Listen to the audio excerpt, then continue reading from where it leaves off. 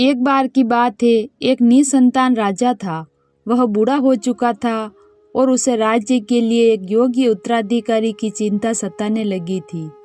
योग्य उत्तराधिकारी की खोज के लिए राजा ने पूरे राज्य में ढिंढोरा पिटवाया कि अमुक दिन शाम को जो मुझसे मिलने आएगा उसे मैं अपने राज्य का एक हिस्सा दे दूंगा।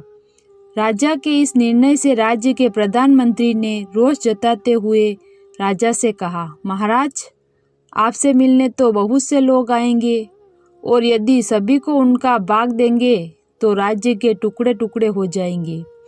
ऐसा अव्यवहारिक काम न करें। राजा ने प्रधानमंत्री को आश्वस्त करते हुए कहा, प्रधानमंत्री जी, आप चिंता न करें, देखते रहें क्या होता है। निश्चित दिन जब सबको मिलना था, राजमहल के बगीचे में राजा ने एक विशाल मेले का आयोजन किया। मेले में नाच गाने और शराब की महफिल जमी थी। खाने के लिए अनेक स्वादिष्ट पदार्थ थे। मेले में कई खेल भी हो रहे थे। राजा से मिलने आने वाले कितने ही लोग नाच गाने में अटक गए, कितने ही, क्योंकि उसके मन में निश्चित ध्येय था कि उसे राजा से मिलना ही है। इसलिए वह बगीचा पार करके राजमहल के दरवाजे पर पहुंच गया। पर वहां खुली तलवार लेकर 2 चौकीदार खड़े थे। उन्होंने उसे रोका।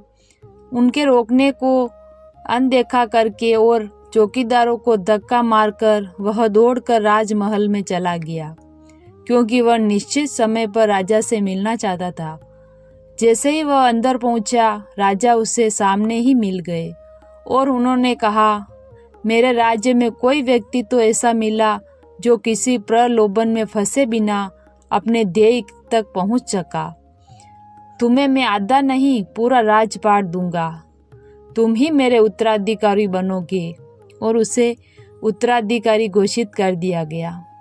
इस कहानी से हमें ये शिक्षा मिलती है कि सफल वही होता है जो लक्ष्य का निर्धारण करता है, उस पर अडिग रहता है, रास्ते में आने वाली हर कठिनाइयों का डटकर सामना करता है और छोटी छोटी कठिनाइयों को नज़रअंदाज कर देता है।